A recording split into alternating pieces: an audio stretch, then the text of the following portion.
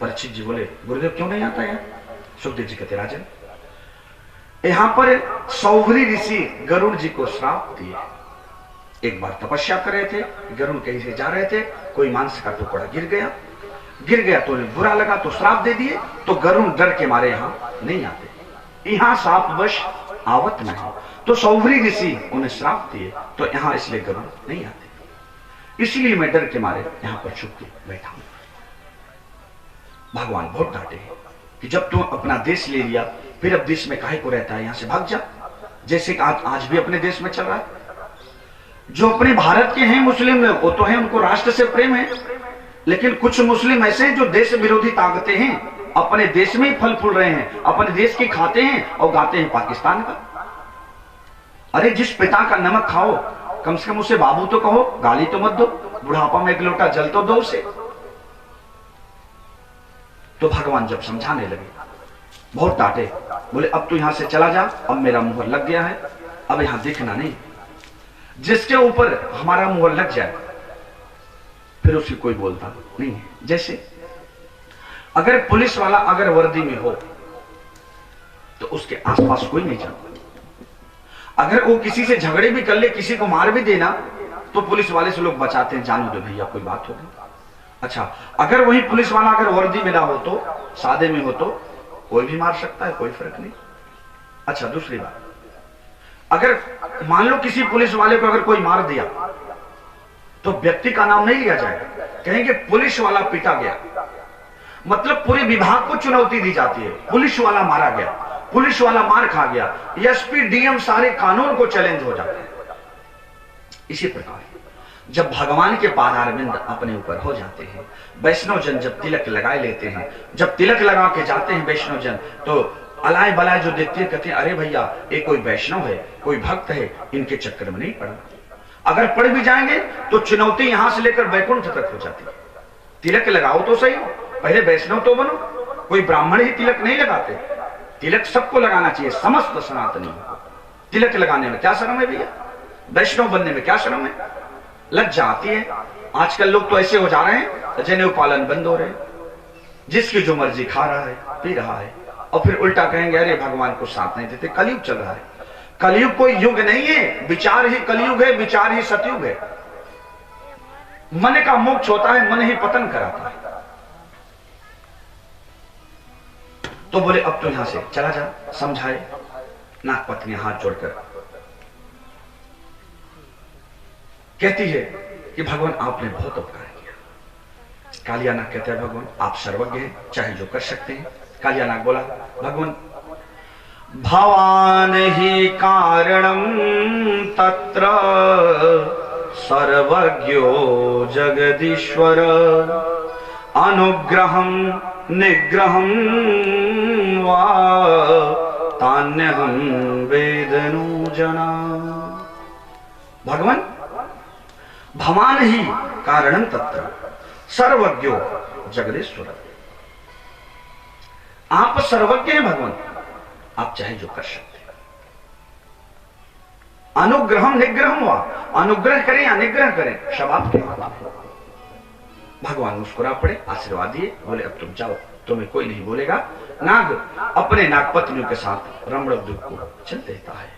बोल वृंदावन बिहारी लाल की जय हो, भक्तवत्सल भगवान की जय हो। अब इधर धीरे धीरे गर्मियों का महीना आता है। गर्मी के महीने के बाद जब गर्मी का महीना आता है, जब कन्हैया अपना गैया चराने जाते हैं, जब धूप रहती है तो मेघमंडल बादल उनके ऊपर छाता बन के रहते हैं। जहां जहां जाते हैं मेघमंडल उनके ऊपर छांव देते चले जाते हैं, कहीं हमारे सरकार को धूप न लगे। और जब गर्मी बीता तो गर्मी बीतने के बाद वर्षा ऋतु आएगी। वर्षा ऋतु में चतुर्मास्य करते हैं संत लोग, महात्मा लोग, वैष्णव जन, नदियों को नहीं लागते। और जैसे वर्षा ऋतु आई, वर्षा ऋतु की जब बीत जाती है तो शरद ऋतु आती है। वर्षा ऋतु में बहुत काम नहीं होता, सब अपने अपने कुटिया कंदरा में हो जाते हैं। तो वर्षा विगत शरद ऋतु आई। जब शरद ऋतु आती है तो घास फूलने लगती है, पुष्प फूलने लगते हैं, वृक्षों में फल लगने लगते हैं, सुखदेव जी कहते राधन इत्थम सरत स्वच्छ जलम पद्माकर सुगंधिना पद्माकर सुगंधिना न्यविछन वायुना जात सगो गोपाल कोच्युतः सगो गोपाल कोच्युतः। नदियों का जल एकदम स्वच्छ हो गया, पुष्प खिलने लगे और शरद ऋतु आई गई तो बारिश भी उधर चली गई। इधर शरद ऋतु में जब कन्हैया रोज अपने गैया को चराने के लिए रोज सुबह जब चलते हैं, घर से निकलते हैं, तो गोपियां अपने घर से सुबह सुबह विदाई करती हैं, दर्शन करती हैं और विदाई करने के बाद बैठकर आपस में चर्चा करती हैं।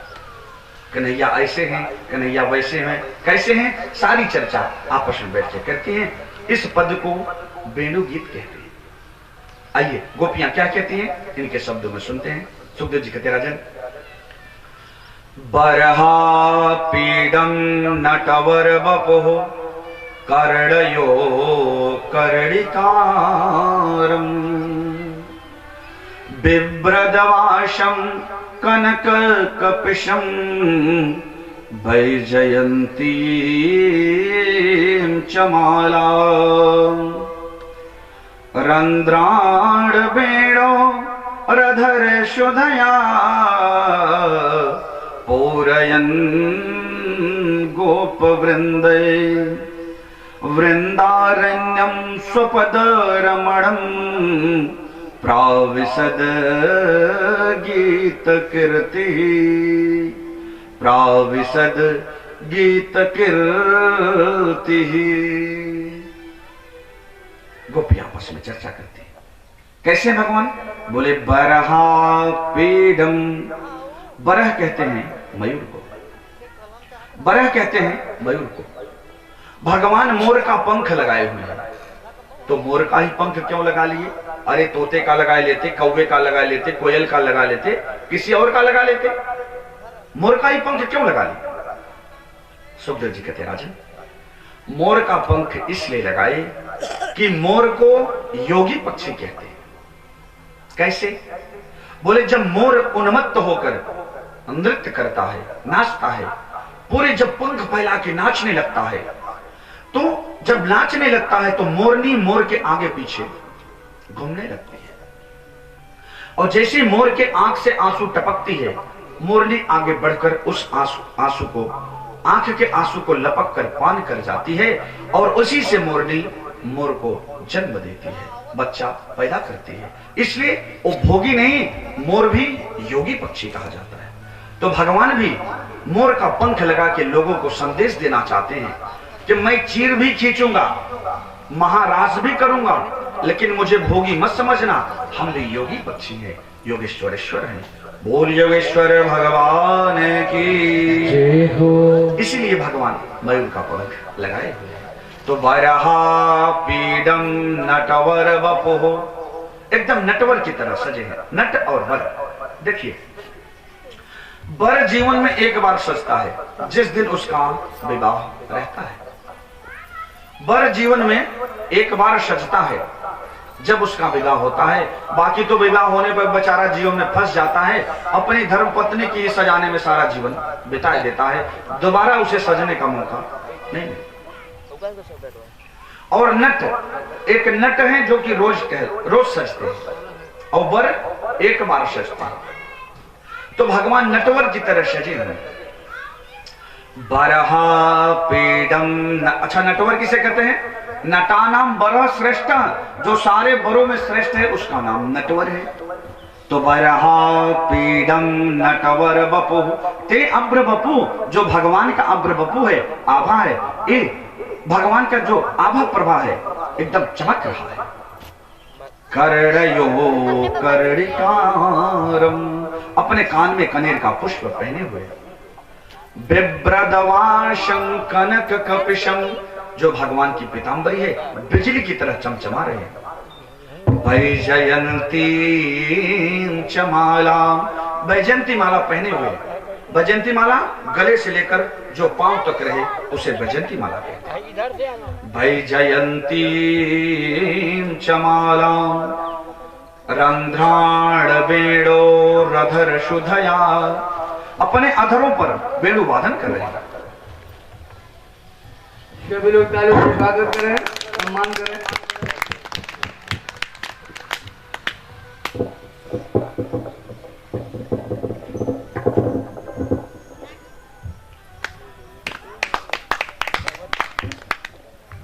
आप भी कर दीजिए।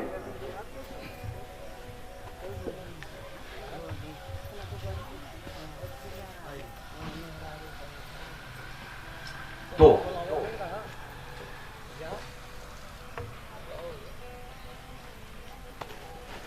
श्री व्यास जी के पूजनीय माता जी, पूजनीय पिताजी माल्यार्पण करने व्यास मंच पर आ रहे हैं। सभी लोग तालियों से स्वागत करेंगे।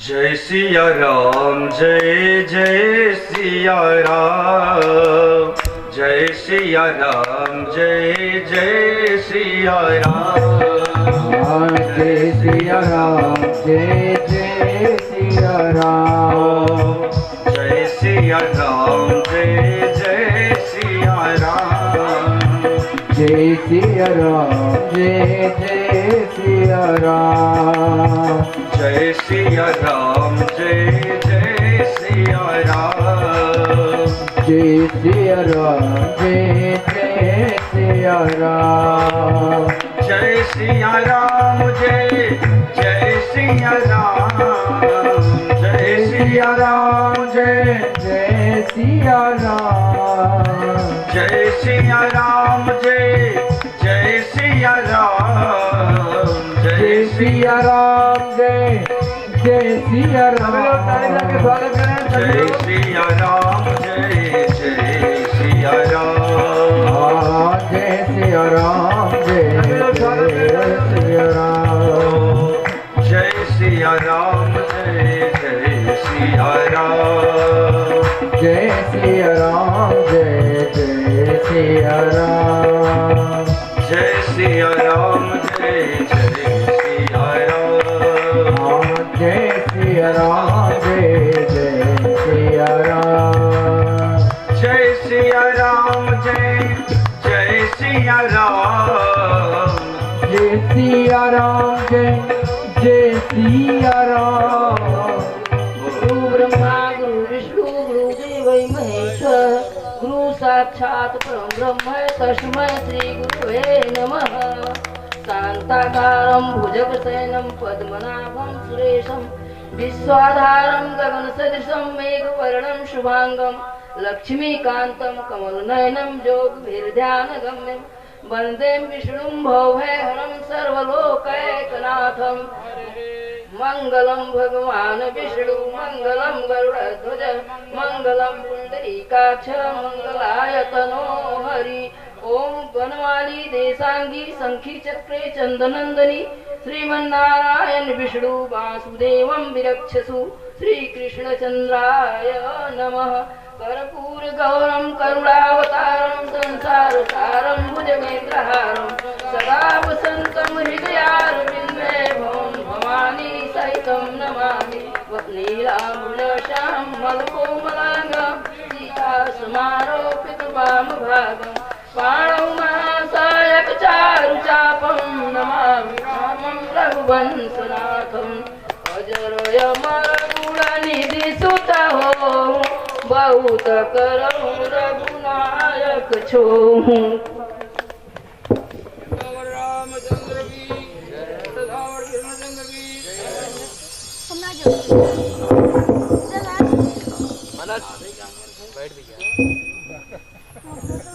जय सिया राम, जय जय सिया राम, जय सिया राम, जय जय सिया राम, जय सिया राम, जय जय सिया राम, जय सिया राम, जय जय सिया राम, जय सिया राम, जय जय सिया राम, जय सिया राम, जय रमणम प्राविशद गीत कृति। वृंदारण्य गौचारण करके आ रहे हैं, शाम का समय है और अपने वृंदारण्य में प्रवेश कर रहे हैं। बोल वृंदावन बिहारी लाल की। इधर सुखदेव महाप्रभु कहते राजन,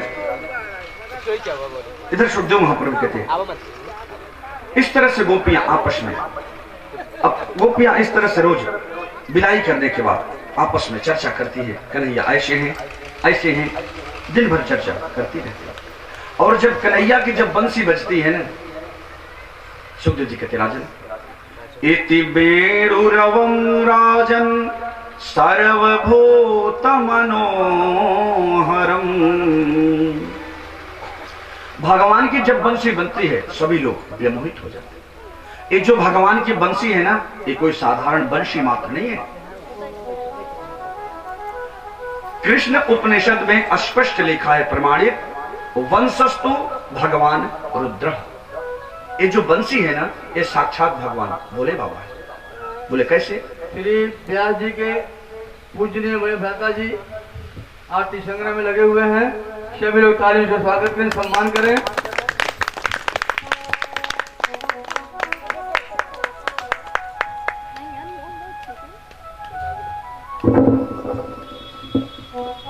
सभी लोग सम्मान करें।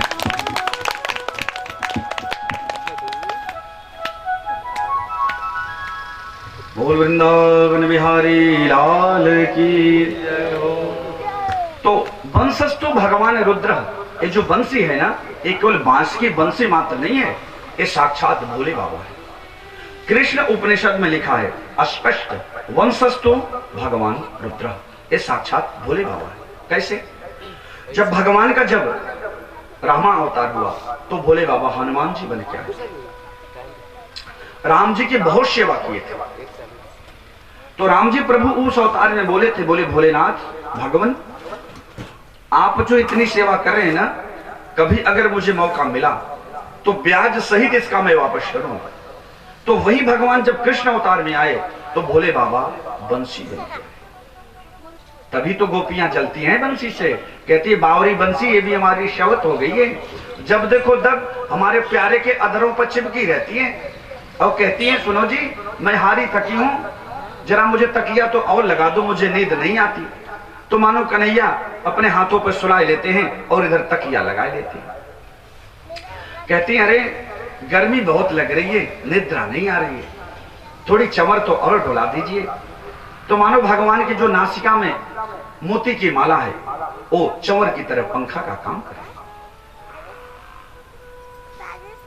और दूसरी गोपियां इतना बंसी के प्रति उटपटांग बातें करती है, सवती है, जब देखो तब हमारे अधरों के, हमारे प्यारे के अधरों के पास चिपकी रहती है। बंसी कहती है, सुनो जी हारी थकी हूं, जरा हमारा पांव तो और दबा दो।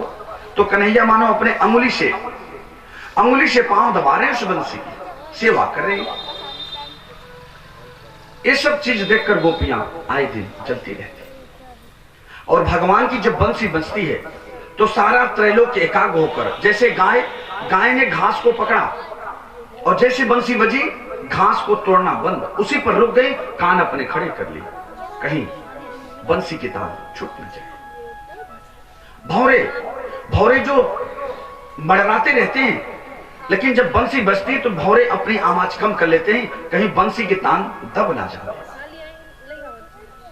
अच्छा, मेघमंडलों से नहीं बर्दाश्त होता, वो भी धीरे धीरे गर्जना प्रारंभ कर देते हैं, मृदंग की तरह भगवान का सहयोग करते हैं। सुखदेव जी कहते, राजन मंद मंद मधु गर्जत मेघा, मंद मंद, ज्यादा तेज नहीं, मतलब बंसी की आवाज न दबे, सहयोग करते हैं। जब भगवान की बंसी बजती है तो त्रैलोक मोहित हो जाता है। सारे ऋषि मुनि संत महात्मा अपने समस्त ध्यान भान को सब त्याग देते हैं, दौड़े चले आते हैं। इस तरह से भगवान की बंसी की महिमा दिव्य सुनाए। अब एक दिन की बात, एकावल्या दीपावली अवसरे, अब यही सब लोग आगे बढ़ेंगे गोवर्धन पूजा के लिए। दीपावली का दिन आया, मैया बढ़िया बढ़िया मिठाई, पकवान, रबड़ी, पेड़ा, रसगुल्ला, छेना, इमरती, जलेबी, नाना प्रकार की चीज बनाई रही। आज कन्हैया की नींद थोड़ी जल्दी खुल गई। जब जल्दी नींद खुली तो भागते हुए रसोई में चले गए, भागते हुए रसोई के पास चले गए। और जैसे रसोई में गए तो देखते वहां बहुत सारा खीर, पकवान, रबड़ी, मिठाई, पेड़ा, रसगुल्ला सब बना है, महक भी आ रहे थे। जैसे जैसे दौड़े और जैसे एक थाल में हाथ मारे लेने के लिए, मैया डांट पड़ी, अरे कन्हैया चल हट। कन्हैया बोले, अरे भैया तो को कहा हो गए? अरे बोले चल हट, हाथ मन लगा। अरे भैया खावे की चीजें कुछ तो खवा दे, देख लाना हमारी खोपड़ी मत चल हट। अरे भैया इतनी मिठाई काहे को बना रखी है, कुछ खाने को तो दे देगा। मैया बोले, देख लाला तंग मत कर, ये जो मिठाई बनी है ना, जब जय जय है जाएगी तो मिलेगी। तो कन्हैया बोले, मैया जय जय किसकी आएगी? मैया बिगड़ गई, देख मुझको फुर्सत नहीं है, मुझको काम करने दे, डिस्टर्ब ना कर, तू जाके अपने बाबा से पूछ ले। बोले ठीक है। दौड़े दौड़े गए बाबा के पास। बोले बाबा बाबा एक बात पूछूं? अरे बोले लाला एक नहीं तो दो बात पूछ ले। बोले अच्छा बाबा एक बात बताओ। बोले का? बोले कथ्यता में पिता कोयम संभ्रमो न उपागत, संभ्रमो न उपागत, तेहि किम फलम कस्य उद्देश्य केन वा साध्यते मखः। कहते हैं कथ्यता में पिता कोयम संभ्रमो उपागत, किम फलम कस्य उद्देश्य केन वा साध्यते मखः। बाबा मैया इतनी मिठाई बना रखी है, खाने के दाएं कुछ नहीं दे रही और कह रही है कि जय जय है जाएगी तो मिलेगी। तो जय जय किसकी होगी पिताजी, क्या करें मैया? तो बाबा बोले, नंद बाबा बोले लाला परजन्यो भगवान इंद्रो मेधा तस्यात्ममूर्तय,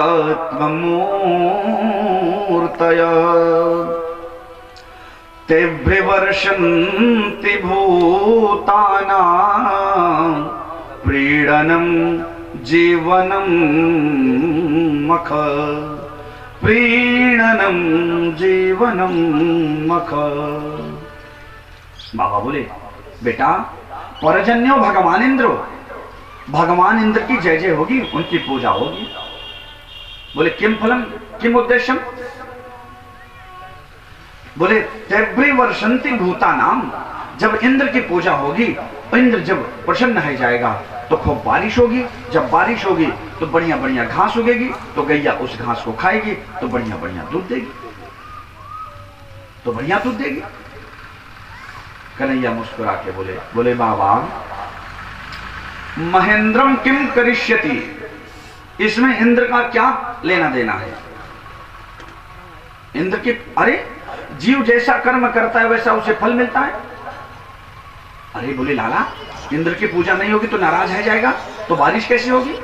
बोले नहीं बाबा हम भी संतों का संग किए हैं, 100 साल का हमें अनुभव है। मुस्कुरा पड़े बाबा ने। एक सा छोरा कह रहा है 100 साल का हूं, अभी 7 साल का छोरा है कह रहा है कि मैं 100 साल का अनुभव है। नंद बाबा मुस्कुरा पड़े, बोले लाला जब अपने पूर्वज करते आए तो हम भी कर रहे हैं। बोले गलत बात, क्या जरूरी है कि आपके पूर्वज सही लाइन में गए हैं, सही पथ पे गए हैं कि नहीं गए हैं? आपको पता है, अगर सही पथ पे है तो उनका अनुसरण करें, अगर नहीं गए हैं तो सुधारो, वंशज का फर्ज है। तो बोले बाबा देखो, अरे बोले नहीं पूजा नहीं होगी तो बारिश नहीं होगी। अच्छा कन्हैया बोले अच्छा बाबा, तो हम कहते हैं आधे ब्रजवासी पूजा करें आधे ना करें, तो क्या आधे में बारिश होगी आधे में नहीं होगी? नंद बाबा की खोपड़ी चकराएगी, कैसी बातें कर। बोले नहीं नहीं बताओ ना, आधे ब्रजवासियों की पूजा करो, आधे ब्रजवासी पूजा करें आधे ना करें, तो क्या आधे में बारिश होगी आधे में नहीं होगी? अब खोपड़ी की चकराएगी। बोले भैया तेरा मतलब क्या है ये तो बता दे। बोले बाबा हमको बहुत अनुभव है, संत जन यही बताते हैं। क्या बताते हैं?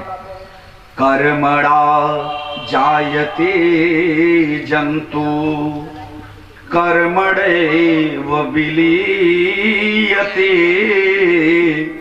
सुखम दुखम भयम क्षेमम कर्मणैव विपद्यते कर्मणैव विपद्यते।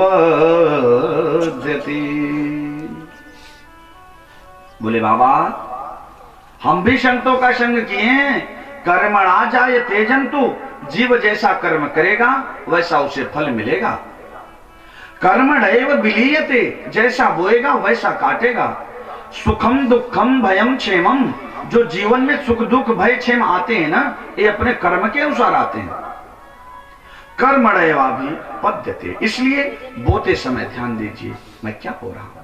यही बात तुलसी बाबा कह रहे हैं रामचरितमानस में। क्या कहते हैं?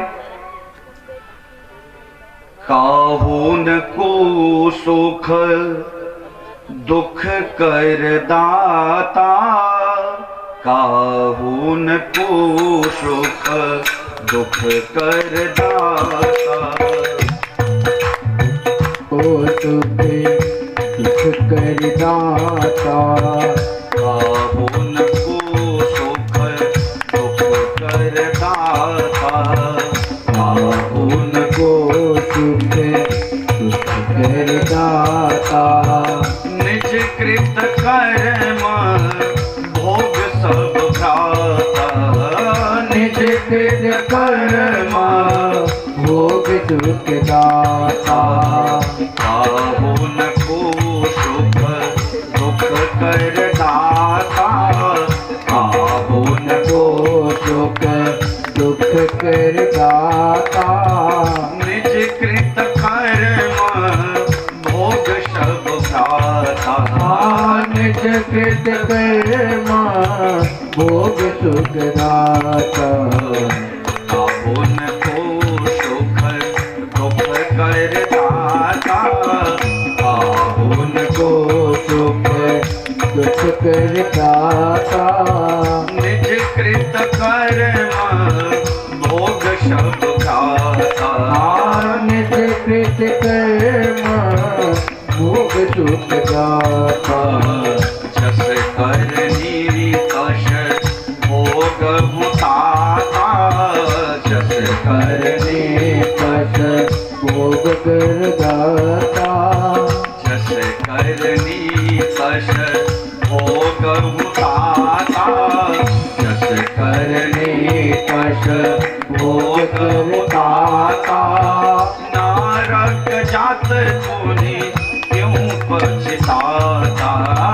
नारी के जात गुने क्यों पछताता।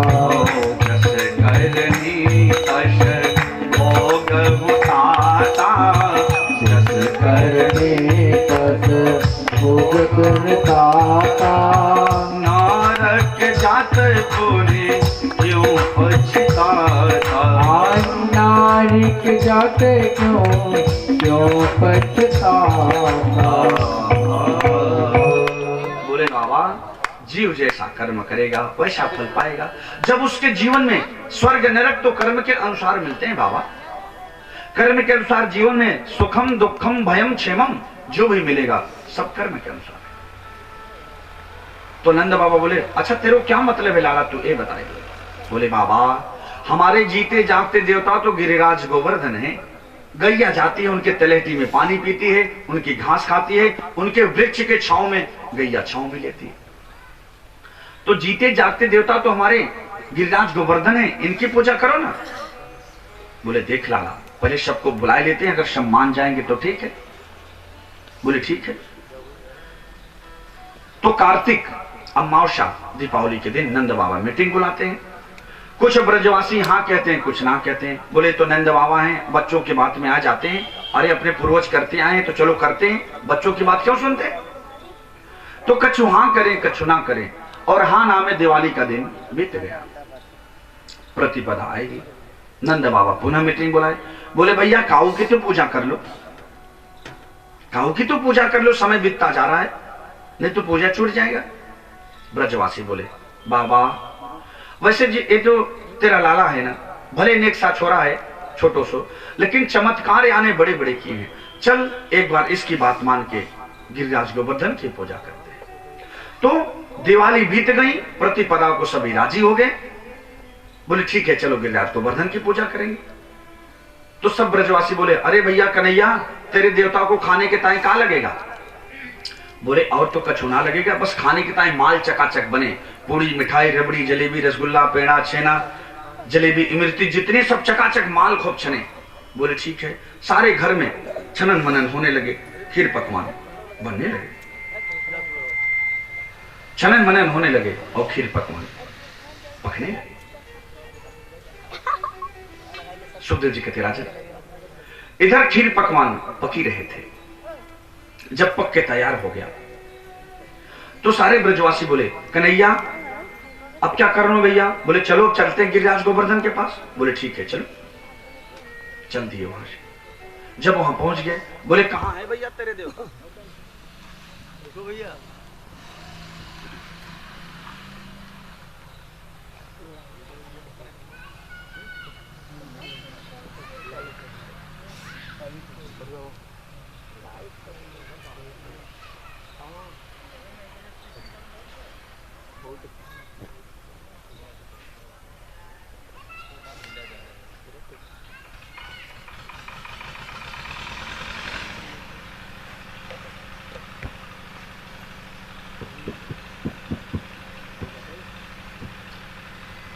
बोल वृंदावन बिहारी लाल की जय हो, भक्तवत्सल भगवान की जय हो।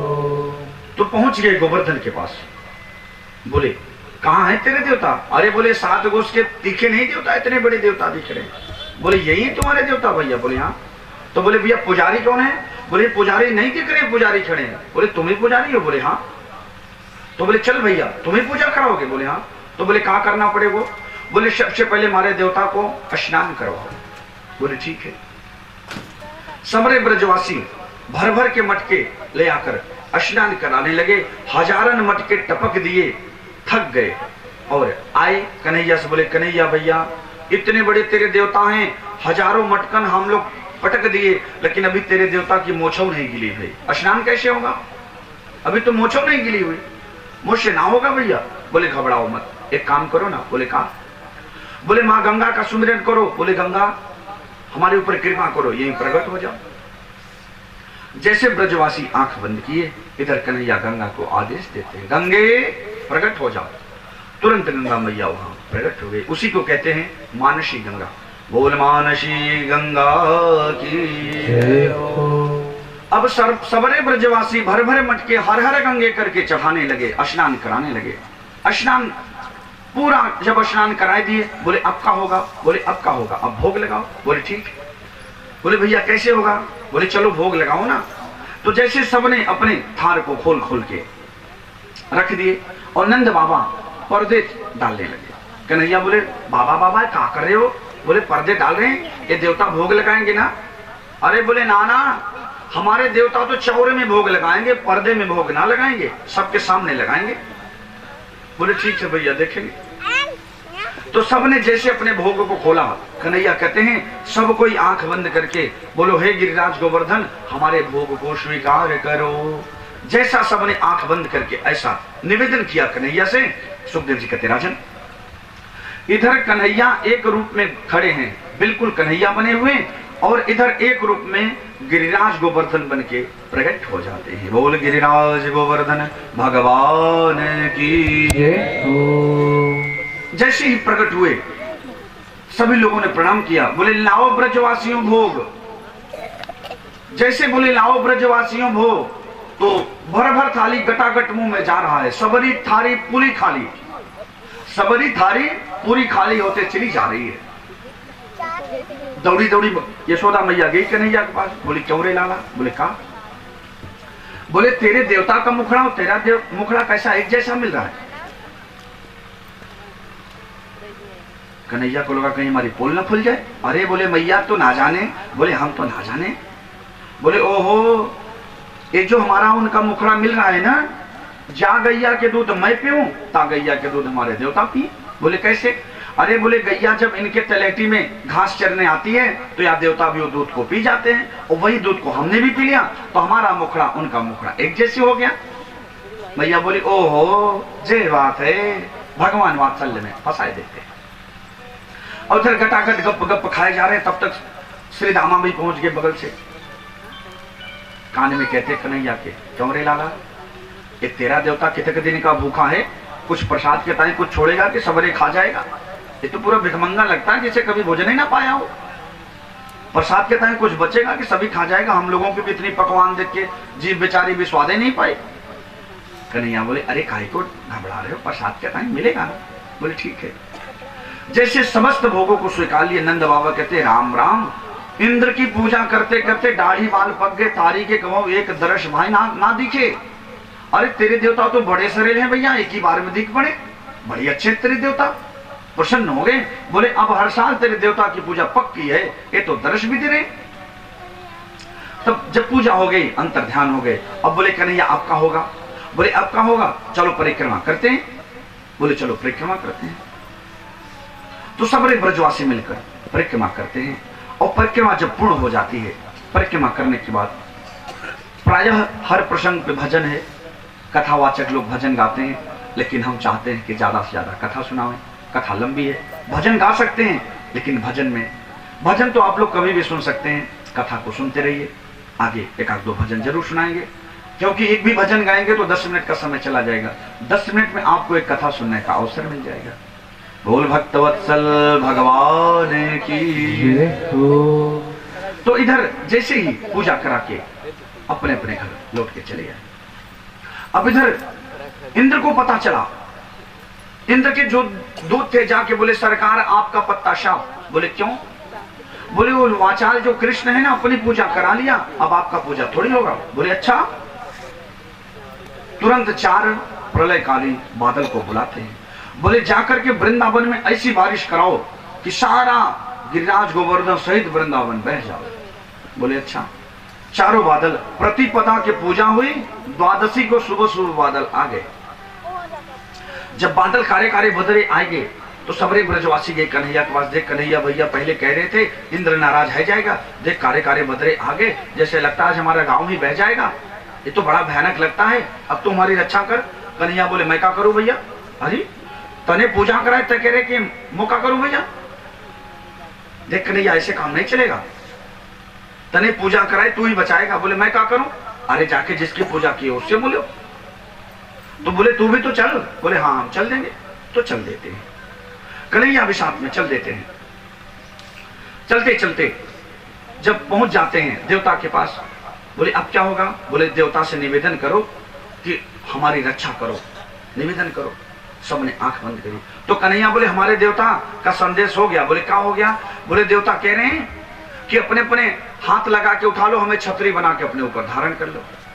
ब्रजवासी बोले काई को पागलन जैसी बातें करता कन्हैया, ये 7 कोस के लंबो चौड़ो गिरिराज गोवर्धन कैसे उठेगा?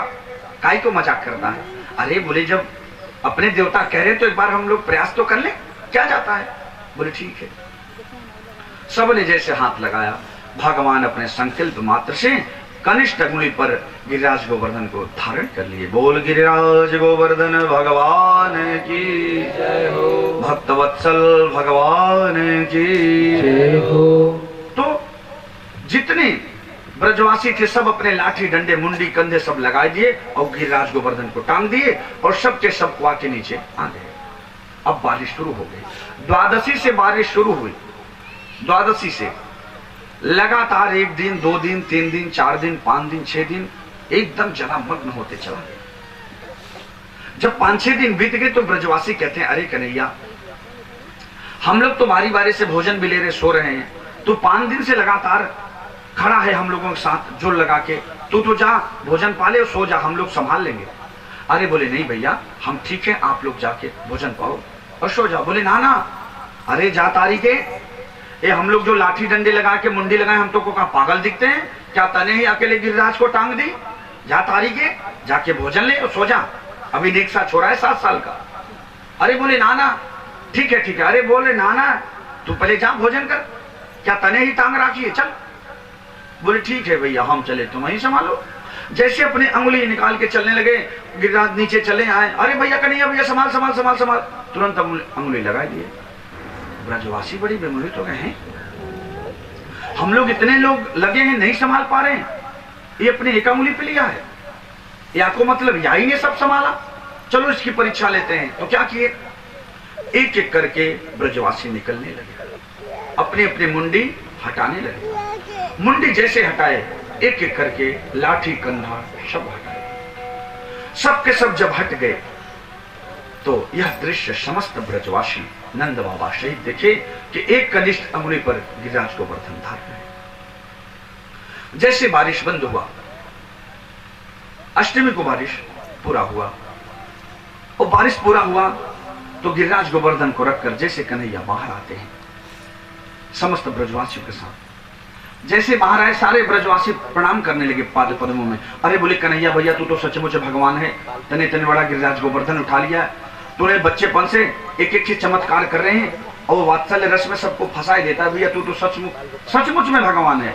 सभी ब्रजवासी दंडोत प्रणाम करने लगे। बोले कन्हैया भैया क्षमा करना, अरे खेलन में कोका को गोसैया, खेल खेल में तू हार जाता था तो हम कमेटी हम तो को घोड़ों बनाकर तारे ऊपर चढ़ जाते थे, मुझको क्षमा करना भैया। कुश्ती में कितनी बार तो को हम पटक भी दिए हैं, मुझको क्षमा करना, जो कुछ गलती है। कन्हैया बोले कहा कर रहे हो भैया, कहा कर रहे हो तुम सब? अरे बोले देख लाना तू सचमुच भगवान है, ये तो बताए दे। कन्हैया को लगा अभी अगर ये लोग जान जाएंगे कि मैं भगवान हूँ, अभी मस्ती में घूम रहा हूँ, तो अमाले अलमारी में बंद करके 2 अगरबत्ती चिनौरी 4 चिनौरी का भोग लगा देंगे जय सिया राम, तो मैं माखन में सिर्फ वात्सल्य रस कैसे पाऊंगा? तो बोले ना ना मैं कोई भगवान भगवान ना हूं। तो बोले तने इतना बड़ा गिरिराज गोवर्धन कैसे उठा लियो? अरे बोले तुम सब ना जानो? बोले ना। बोले ओहो हमारे देवता ने मुझको एक मंत्र सिखाई दियो भैया। कौन सा मंत्र? बोले वो मंत्र ऐसा है कि बोले किसी के सामने वो मंत्र पढ़ दो तो वहां का बल, सामने वाले का बल अपने पास आ जाएगा। तो तुम सबन के सामने वो मंत्र पढ़ दियो, तुम सबका बल हमारे में आ गया। ब्रजवासी बोले ओहो जे बात है, पहले तो माखन मिश्री चुराता था, अब आजकल तो हीरा मोती बल चुराने लगा। मुस्कुरा पड़े ब्रजवासी, बोले हाँ हाँ ये सचमुच चोर है, मंत्र से बल भी चुरा लिया, वात्सल में फंसाए देते हैं। कन्हैया कहते हैं कछु माखन को बल बढ़े, कछु गोपन करी सहाय, श्री राधे जो की कृपा ते मैंने गिरिवर लियो उठा। अरे कछु माखन का बल था, कुछ राधा रानी की कृपा थी, इसीलिए मैंने इस गिरिराज गोवर्धन को उठा लिया। बोल गिरिराज गोवर्धन भगवान की। इधर जब इंद्र कहते हैं जाके देखो क्या हुआ वृंदावन, वहां की नहीं, आते हैं दूत देखते हैं वृंदावन में धूल उड़ रही है। बोले सरकार वहां तो धूल उड़ रही है, क्यों पानी क्या हुआ? अरे बोले वो गिरिराज गोवर्धन उठा के छतरी बना लिया था, सारा पानी वृंदावन के बाहर चला गया, वृंदावन में पानी भी नहीं गिरा। अच्छा इंद्र समझ गए, बोले ओहो ये तो सचमुच भगवान है। आए नवमी के दिन आए हैं, भगवान से माफी मांगे और 9 श्लोकों में भगवान से स्तुति करके माफी मांगे हैं, भगवान माफ भी कर दिए। क्या बोले भगवान? बोले ओ कहते हैं भो शक्र भद्रम ते गम्यताम मेनुशासनम क्रियताम मेनुशासनम। भो शक्र, शक्र नाम इंद्र का। बोले जाके अपना राजपाट संभाल। इंद्र को क्षमा कर दिए, नवमी के दिन चले। सुग्रीव जी कहते राजन इस तरह से भगवान कृष्ण अवतार में किसी को छोड़ा नहीं, सबका मान मर्दन करते चले जा रहे हैं।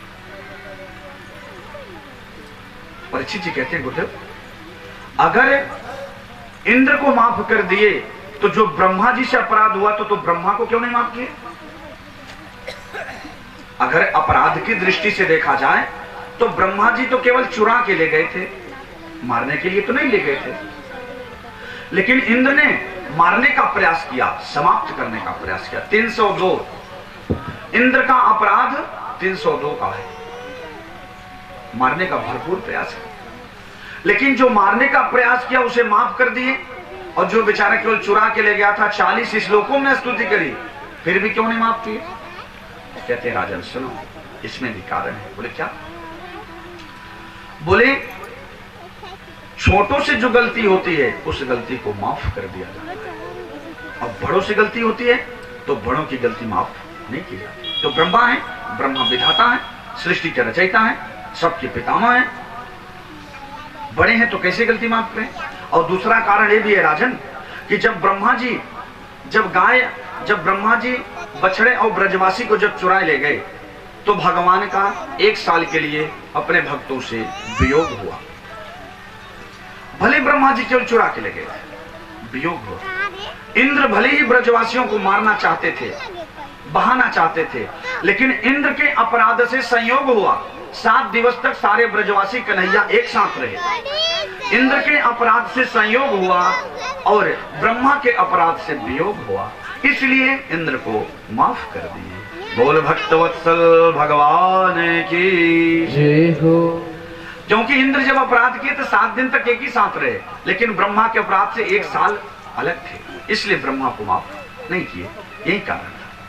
बोल गिरिराज गोवर्धन भगवान की जय हो।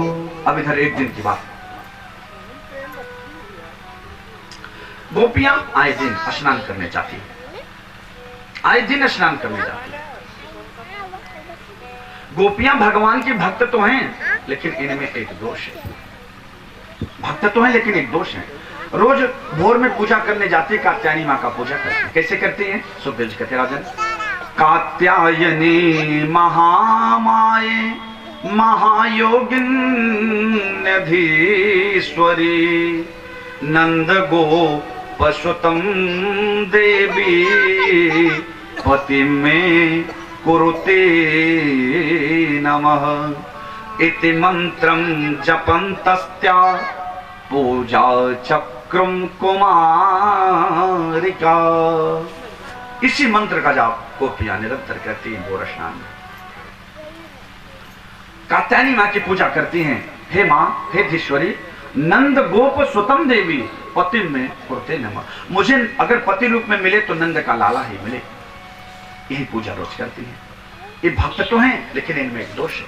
तो आज जब भोर में स्नान करने के लिए चल पड़ी, कन्हैया भी पीछे पीछे चल। इनमें दोष क्या है? भक्त तो हैं लेकिन ये यमुना जी में नग्न स्नान करती हैं, यही दोष है। भगवान को लगा ये भी इनकी आदत को सुधारना है, अपराध हो रहा है। तो आज जब गोपियां भोर में स्नान के लिए चल दी तो पीछे पीछे कन्हैया भी चल देते। इधर गोपियां जब पहुंची, अपने कपड़े खोलकर जब यमुना जी में प्रविष्ट हो गई, कन्हैया पहुंचे, सारे कपड़े लेकर कदम पर चढ़े। गोपियां जब निकल रही हैं, देख रहे हैं घाट पे कपड़े नहीं, ढूंढने लगे कपड़े कहां हैं। आसपास देखी तो कपड़े नहीं, आसपास देखी जब कपड़े नहीं, तो जब दूर दृष्टि पड़ी तो कदम पे बोला, ओहो ये तो आज बड़ा वाला बंदर आया है। अरे गोपियां बोले, लाला तू तो बस मेरे कपड़े दे दे, नहीं तो मैं राजा से शिकायत करूंगी। बोले ठीक है जाके कर देना राजा से शिकायत, मैं तो चला। ऐसा कह के जब चलने को तैयार हुए, गोपियां को सचमुच लगा अगर ये गांव में चला जाएगा तो हमारी बड़ी बदनामी है जाएगी, हल्ला हो जाएगा। अरे बोले नाना लाला तू तो बस मेरे कपड़े दे दे, हमको किसी से शिकायत नहीं करनी है। बोले नहीं जाके राजा से कर देना शिकायत। बोले नाना हमको शिकायत नहीं करनी है भैया, हमको हमारे कपड़े वापस दे दे। हाथ जोड़कर मनाने लगी। अरे बोली लाला, श्याम सुंदर ते दास्यम करवाम तोदितम तेहि वर्षन्ति भूताना तनो चेद राज्ञे ब्रुवामहे नो चेद राज्ञे ब्रुवामहे। हे श्याम सुंदर, कृपा करके हमारे कपड़े वापस दे दो, नहीं तो हमारी बड़ी बदनामी हो जाएगी। बोले नहीं जाके कह दो। बोले नहीं, हम आपके चरणों की दासी हूं, कृपा करके हमारे कपड़े दे दो। बोले ठीक है, कपड़े आके ले जाओ। अरे बोली लाला मैं कैसे आऊं? बोले जैसे अंदर गई थी वैसे बाहर आ जाओ। बोली नहीं, जब मैं अंदर जा रहे थे तो आप नहीं थे, इस समय आप है, मैं कैसे आऊं? मुस्कुरा पड़े। बोले देवियों, यही तुम्हारी भ्रांति है, हम तो पहले भी थे और अब भी है। अलक्षम सर्वभूतानाम अंतर बहिर अवस्थितम, मैं अंदर बाहर हर जगह हूं। ये तुम्हारी भ्रांति है, कड़ कड़ में विराजमान हो, मैं पहले भी था और अब भी हूँ, इसलिए आके अपने कपड़े ले जाओ। अरे बोले नहीं लाला, हम लोग कपड़े नहीं पहने, कैसे बाहर आओ? बोले जैसे अंदर गए तो बाहर आ जाओ। बोले देख लाला, तू यहाँ से चला जा, हमारे कपड़े देके हम लोग बाहर नहीं आ सकती। बार बार निवेदन करने लगी तो कन्हैया अपना मुंह इधर कर लिए, बोले ठीक है, अपने अपने कपड़े लेके जाओ। सबरे गोपी आई, कपड़े ली और कपड़े लेकर वहां से चली गई, पहन के आई, फिर कन्हैया से माफी मांगने लगी। बोली सरकार हमसे गलती हो गई, माफ करना। भगवान बोले देवियों, तुम लोग भक्त तो हो, लेकिन तुम्हारे अंदर एक कमी है। बोले क्या? बोले सरोवर में गंगा जी, यमुना जी या किसी भी जगह कभी भी नग्न स्नान नहीं करना चाहिए। नग्न स्नान करने से जल के देवता वरुण का अपमान होता है, इसलिए कभी भी नग्न स्नान नहीं करना चाहिए, इससे अपने पुण्य भी क्षीण होते। तो जल के देवता वरुण का अपमान होता है, इसलिए कभी भी नग्न स्नान नहीं करना चाहिए। गोपियां चरणों में गिर गई, बोली क्षमा करना भगवान, उससे गलती हो गई, यही एक दोष था। भगवान बोले देवियों, हम तुम्हारा हेतु समझते हैं, अगली शरद पूर्णिमा पे हम तुम सबका मनोरथ पूरा कर देंगे। ऐसा कह दी, सारी गोपियां अपने घर को चली गई। बोल वृंदावन बिहारी लाल की, भक्तवत्सल भगवान की। अब इधर एक दिन की बात, एकादशी का दिन आया। एकादशी का दिन आया, नंद बाबा एकादशी का व्रत करते हैं। व्रत कैसे करते हैं? सुखदेव जी कहते राजन, एकादश्याम निराहारः संभ्रमो संभ्रमर्च्य जनार्दनः स्नातुं नंदस्तु कालिन्द्या द्वादश्यां जलमाविशद द्वादश्यां जलमाविशद। एकादश्याम निराहार। नंद बाबा एकादशी कैसे करते हैं? निराहार, एकादशी निराहार करते हैं। और क्या करते हैं? एकादश्याम निराहार संभ्रमर्च जनार्दन, भगवान को अर्पण करते हैं। 10,000 तुलसी के पत्ते चढ़ाते हैं, विष्णु सहस्त्र नाम का पाठ करते हैं, राम रक्षा स्तोत्र करते हैं। जिस दिन एकादशी करते हैं। उपवास का मतलब क्या होता है? उपवास तो बोलते हैं उप, उप किसे कहते हैं? उप कहते हैं भगवान को। वास मतलब इनके करीब, जिस दिन व्रत रहे इनके करीब रहे, इनसे दूर न रहे, उसी को उपवास कहते हैं। तो नंद बाबा एकादशी का व्रत करते हैं, इस तरह से मनाते हैं। शालिग्राम पे 10,000 तुलसी के पत्ते रोज चढ़ाते हैं जब जब एकादशी करते हैं, और विष्णु सहस्त्र नाम राम रक्षा स्तोत्र का आदि पाठ करते हैं। दूसरे दिन द्वादशी आई। द्वादशी को अर्धरात्रि में नींद खुल गई और ब्रजवास सिंह के साथ स्नान करने के लिए चल देते हैं। अर्धरात्रि में जैसे पहुंचे और जैसे सरिता में प्रविष्ट हुए यमुना जी में स्नान के लिए, जैसे डुबकी लगाए नंद बाबा बाहर ही नहीं आए। ब्रजवासी खड़े खड़े इंतजार करते हैं, नंद बाबा का कहीं पता ही नहीं। दौड़े दौड़े गए ब्रजवासी कन्हैया के पास। अरे बोले कन्हैया भैया, अरे बाबा जैसे यमुना जी में प्रविष्ट हुए स्नान के लिए बाहर ही नहीं आए। अरे बाहर नहीं आए? आए तुरंत कन्हैया दौड़े दौड़े यमुना जी में प्रविष्ट हुए, सीधे वरुण लोक को पहुंचे। जैसे वरुण ने देखा, अपना सिंहासन छोड़ के इन्हें कन्हैया को बैठाकर आरती उतारने लगे। कन्हैया कहते हैं अरे भैया, हमारे पिताजी को बांध के पटक दिए हो और हमारी आरती उतार रहे हो। वरुण बोले भगवान आपका पिता? आप तो इस जगत के पिता हैं भगवान, आपका पिता कौन हो सकता है? आपका पिता कौन हो सकता है? कन्हैया बोले अरे इस समय हमारे पिता तो यही हैं। ओहो, ये आपके पिता हैं? तुरंत आगे बढ़कर छोड़ते हैं और भगवान से माफी मांगते हैं। कहते हैं सरकार, अजानतान माम के न बूढ़े न कारवेदिना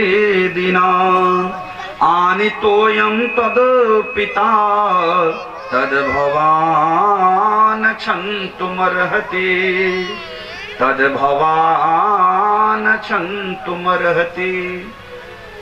हे भगवान, अजानता माम केनम मूढ़े ना कार्य वेदना। मैं तो मूढ़ हूं, मूर्ख हूं भगवान, मैं पहचान नहीं पाया। आनी तो हम तव पिता, अगर हम जानते तो आपके पिता को हम मानते भगवान, क्षमा करना, क्षम तुम रहसी, कृपा करके क्षमा कर दीजिए।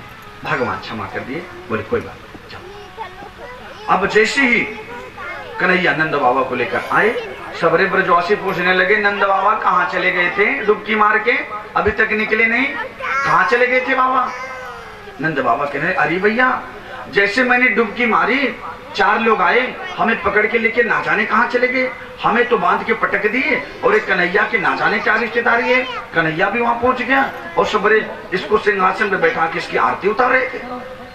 ओहो, ब्रजवासी बोले देख बाबा हम पहले कह रहे थे कि तेरा लाला भगवान है, देखिए सचमुच भगवान है। अब सबरे ब्रजवासी कदमों में गिरने लगे, अरे बोले देख कन्हैया भैया तो सचमुच भगवान है, वो को माफ कर दे, कितनी गलती हुई, तो को ना जाने खेल खेल में काका कह दिए, तेरे को कुश्ती में हरा भी दिए, घोड़ा बना के तेरे ऊपर भी चढ़े हैं, कृपा करके क्षमा करना, जो कुछ उठपटांग बातें निकली होंगी, तो सचमुच भगवान हो।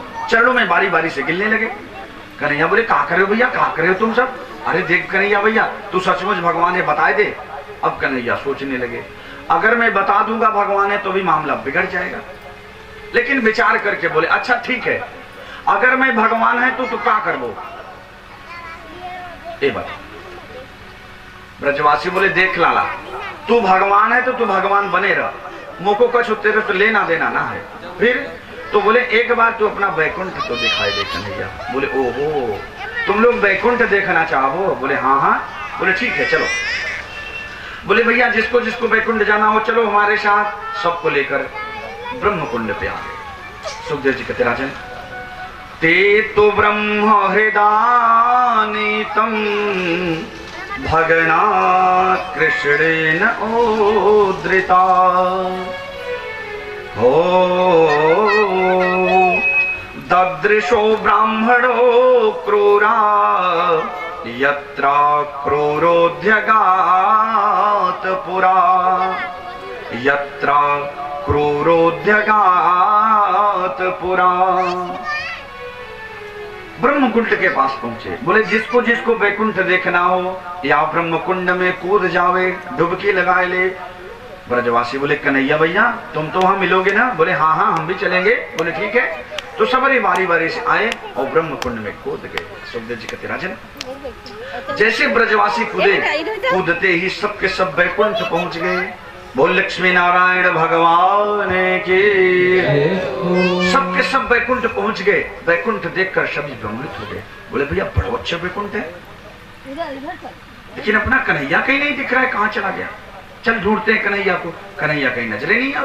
जैसे आगे बढ़े तब तक 2 पार्षद घूम रहे थे, 4-4 हाथ वाले। एक बोला अरे भैया यहाँ पर तो 4-4 हाथ वाले घूम रहे हैं। बोले हाँ भैया चल इसी से पूछते हैं पता। बोले चलो। गए। बोले भैया जी राम राम। पार्षद बोला मौनम आस्ताम, चुप रहो। अरे लगता है हम कहीं विदेश में आ गए। ब्रजवासी बेचारे डर गए, लगता है हम कहीं विदेश में आ गए, ये हमारी भाषा ना समझे। अच्छा पार्षद वैकुंठ को मतलब क्या है? उसे वैकुंठ क्यों कहते हैं? जहां पर कंठ अवरुद्ध हो जावे वाको नाम वैकुंठ है, वहां पर कोई आवाज नहीं होता, इसीलिए भगवान को शांताकारम कहते हैं। वहां पर कोई आवाज, वहां पर कंठ अवरुद्ध हो जावे जहां, उसका नाम वैकुंठ है। तो इधर डर गए, उन्हें लगा अरे लगता है हमारी भाषा नहीं समझ रहे। कोई बात नहीं, बेचारे डर गए, ढूंढ रहे कन्हैया कहाँ गए कहाँ गए। तब तक दूर कन्हैया दिखे। एक बोला ओहो इतने मोटे सांप पे सोया भैया, इसके ठाट तो देख, चल इसके पास चलते हैं। जैसे आगे जाने लगे 4 पार्षद आए, रोक दिए। बोले इसके आगे नहीं जा सकते। अब ब्रजवासी डर के राम राम, हम लोग लगता है भैया विदेश में आ गए, ये स्थान अच्छा नहीं है। तुरंत मन में सोचने लगे अरे कन्हैया भैया तू तो दिख नहीं रहा है, मुझको बस वृंदावन पहुंचा दे भैया, मुझको वैकुंठ में नहीं देखना नहीं रहना। जैसे ऐसा संकल्प किए, सुखदेव जी कहते राजन सबरे ब्रजवासी वहां वैकुंठ से जैसे ऐसा ध्यान दिए और इधर ब्रह्मकुंड से सब के सब बाहर आए। जैसे ब्रह्मकुंड से बाहर आए, इधर कन्हैया खड़े खड़े बंसी बजा रहे हैं, दौड़े दौड़े आए। कन्हैया कहते हैं, क्यों भाई ब्रजवासियों, देखा है बैकुंठ? बोले हाँ। बोले कैसा लगा तेरे बैकुंठ? बोले यार कन्हैया तेरा बैकुंठ तो है बहुत अच्छा, लेकिन तेरे बैकुंठ में एक कमी है। बोले कहा? बोले तेरे बैकुंठ में कोई काऊ से राम राम शाम शाम भी ना करे, कोई नहीं करता, ऐसे अच्छा तुम्हारा वृंदावन है। ब्रजवासी कहते हैं बैकुंठ से अच्छा तो वृंदावन है। सुखदेव जी कहते राजन जरा ब्रजवासियों की भाषा सुनिए। कह रहे हैं बैकुंठ से अच्छा वृंदावन है। क्यों? क्योंकि बैकुंठ के कन्हैया बड़े दुर्लभ और वृंदावन के कन्हैया बड़े सुलभ। जिस बैकुंठ में इतना अनुशासन है कि शेष महेश गणेश दिनेश सुरेश ही जाहि निरंतर धावे, और दूसरी तरफ वृंदावन में ताहि अहीर किछो हरिया छछिया वर छाछ पे नाच नचावे। वृंदावन में गोपियां कहती हैं, अरे कन्हैया ठुमका मार दे, ताजो ताजो माखन खवाऊंगी, छाछ पियाऊंगी। और छाछ और माखन पे ठुमका लगाए देते हैं। और वहीं कन्हैया को बैकुंठ में इतना ठाठ है कि शेष महेश गणेश दिनेश सुरेश ही जाहि निरंतर धा रहे हैं सबको। तो सुखदेव जी कहते राजन ब्रजवासियों की वाणी देखिए, कह रहे हमारा वृंदावन बैकुंठ से अच्छा है। बोले क्यों? बोले सुनो, जैसे प्रधानमंत्री से अगर आपको मिलना हो तो आपको लेटर लिखना पड़ेगा, अपॉइंटमेंट लेना होगा, 6 महीने साल भर में आपको तारीख मिलेगी तो आप मिल सकते हैं, डेट लेना पड़ेगा। अच्छा, अगर वही प्रधानमंत्री अगर कहीं मिर्जापुर में आ रहे हैं तो रैली में, अगर उनकी रैली है, अगर मिर्जापुर आ रहे हैं तो जो चाहे मिल सकता है, रैली में जो चाहे मिल सकता है। इसी प्रकार आज अपनी सत्ता भगवत्ता छोड़कर भगवान वृंदावन में आए हैं तो कह रहे हैं वृंदावन के कन्हैया बड़े सुलभ हैं और बैकुंठ के कन्हैया बड़े दुर्लभ हैं। ये ब्रजवासियों की बात है। बोल वृंदावन बिहारी लाल की जय हो, भक्तवत्सल भगवान की जय हो। प्रायः यहाँ पर एकादशी करने वाले की संख्या होगी, लेकिन एकादशी चैप्टर पे हम नहीं बता पाए। एकादशी हर घर में होनी चाहिए। एकादशी से लाभ क्या होता है? जिस घर में एकादशी होती है उस घर में किसी की अकाल मृत्यु नहीं होती, पहला शर्त। जिस घर में एकादशी होती है उनके घर में कभी इसकी कमी नहीं होती, दूसरा। तीसरा, जिस घर में एकादशी होती है कोई अधोगामी नहीं बनता, वस्तुतः सब भगवत धाम के अधिकारी बनते हैं। एकादशी हमारे कन्हैया का ही व्रत है। और आप व्रत करेंगे, सारे व्रत वाले वकील हैं, वकील लोग कन्हैया जैसे जज के पास जाकर उनसे मांग के तब आपको देंगे। और एकादशी व्रत डायरेक्ट आपकी फाइल लगती है हमारे कन्हैया के यहाँ, इनडायरेक्ट नहीं जाती। इसलिए सभी वैष्णव सनातनियों को एकादशी व्रत जरूर करना चाहिए। हर घर में एकादशी के दिन घर में चावल न पके। एकादशी के दिन जो चावल खाता है वो कीड़े मकोड़े आदि खाता है, स्पष्ट शास्त्र में लिखा है। एकादशी के जिसके घर में चावल बनता है, जो लोग खाते हैं, चावल ही नहीं, चावल के जितने पदार्थ हैं कुछ भी नहीं खाना चाहिए, कुछ भी एकादशी को नहीं खाना चाहिए। और जो व्रत रहते हैं उन्हें 3 दिन तक चावल नहीं खाना चाहिए। दशमी, एकादशी, द्वादशी, 3 दिन तक नहीं खाना चाहिए। और एकादशी के दिन चावल घर में ना। ये आप लोग करते हैं तो अच्छी बात है, नहीं करते हैं अपने जीवन में इसको उतारिए, फिर देखना क्या बदलाव होता है। हमारे कन्हैया सारे भंडार को भर देंगे। बोल वृंदावन बिहारी लाल की। तो एकादशी का व्रत हर घर में होना चाहिए। आइए अब यहीं से महाराज शुरू होता है। महाराज प्रभु की गजब का महाराज है। 10 मिनट, 15 मिनट, आधे घंटे में इसका रिजल्ट नहीं निकलेगा। अगर कम से कम नहीं कुछ तो अगर 1 घंटे चर्चा हो तब तो कुछ रिजल्ट निकले। लेकिन आज लंबी कथा है। ये सब कथाएं होने के लिए कम से कम अगर 2 पाली की कथा हो, 3 घंटे सुबह, 3 घंटे शाम, तो अवसर मिलता है सब कथाओं की।